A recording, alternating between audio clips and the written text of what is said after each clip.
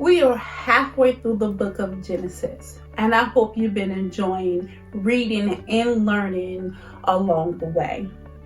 Of course, I've been enjoying reading the Torah, but it's been difficult to pick one area to focus on because there's so much to read and so much to learn from the Torah.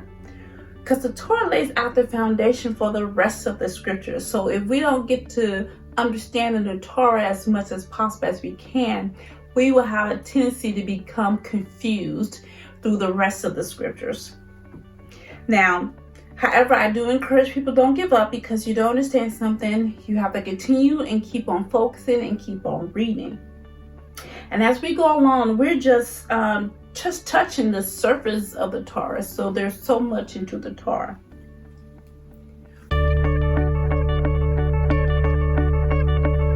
Welcome back to Torah Chat Points. My name is Patrice Robinson with Reconcile with the Kingdom, where we're working towards becoming a harmony of the whole word of truth. Now, don't forget to hit that subscribe button, comment, share as a way of showing your support to this channel. Today's significant events come from Genesis chapter 25 to 27, and we're going to jump straight on into it. Genesis 25. This is the most ignored chapter in Genesis.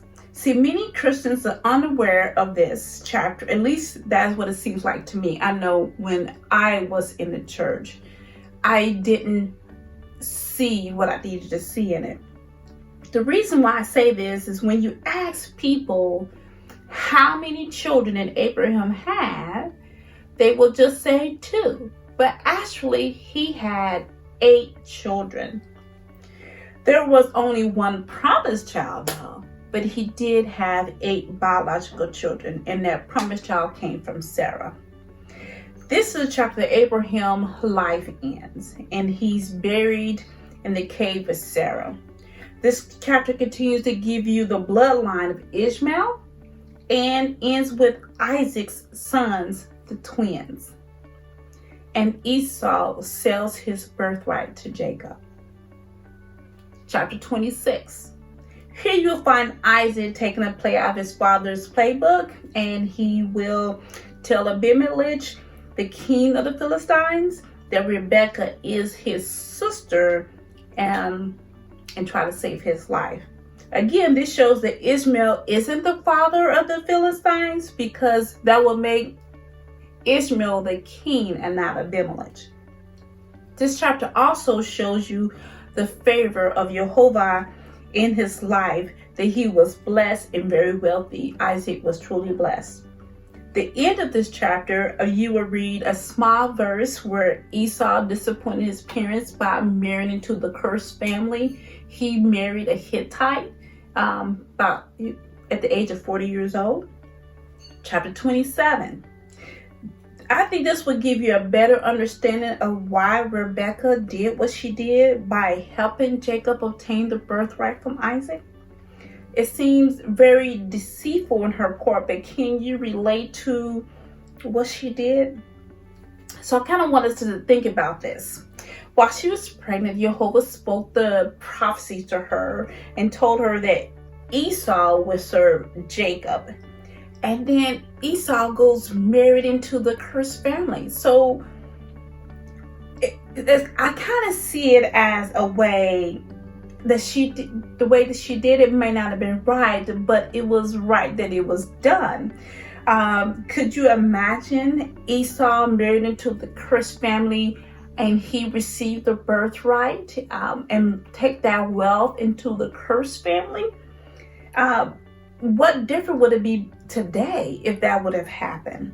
Not only was she working to ensure that Jacob becomes what Elohim says, but she was also saving a generations of wealth and preventing the curse to come to that wealth. So today's focus is on the birthright. Tell me how you would handle this situation different than Rebekah. The father told her that she has 2 nations in her womb. The older will serve the younger. And as we're growing up, as as they was growing up as children, I'm sure she held this prophecy deep into her heart, not seeing how this was going to happen, because the birthright will go to the older. And so I'm pretty sure she was confused, like, when is this going to happen, how this is going to happen. I do believe that Jacob shared with his mother how Esau sold the birthright to him back in chapter 25. But Rebecca saw this as a way the prophecy come to pass. Okay, Esau gave up his birthright. Evidently he didn't want it, so he gave it to Jacob. So, but something went wrong.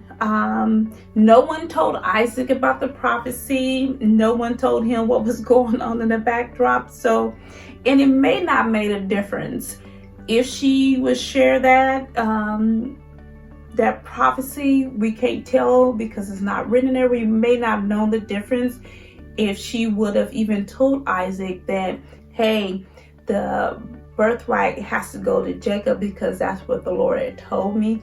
So we're not for sure if that would have made a difference with the birthright, if it would have went totally different in a different way. But either way it goes, Esau did not plan to keep his end of the bargain, and by giving the birthright to Jacob, and Rebecca overheard this going on when Isaac told Esau to go get the game and all that type of stuff, to actually start to bless him, to give up the birthright to him. So Rebecca overheard this, and she was seeing it's not playing out right. So she came up with her own plan and came up to Jacob to set things up. Now, we may not agree with her strategy of deceiving her husband, but truly this is the way she chose to handle it. After all, she was only aware of the prophecy. She did not share with anyone, but she knew the prophecy was that Jacob was going to be heir. Man, I'm pretty sure that was a weight on her shoulders. Once again, man does not live by bread alone, but he lives by every word that proceeded out of the mouth of Yehovah. Next week reading will be from Genesis chapter 28 through 30. Thank you for joining me. Have a blessed rest of the week. Don't forget to join me on Saturday at 10 a.m. on the Sabbath day. And I see you next Tuesday at 7 o'clock p.m. Thank you.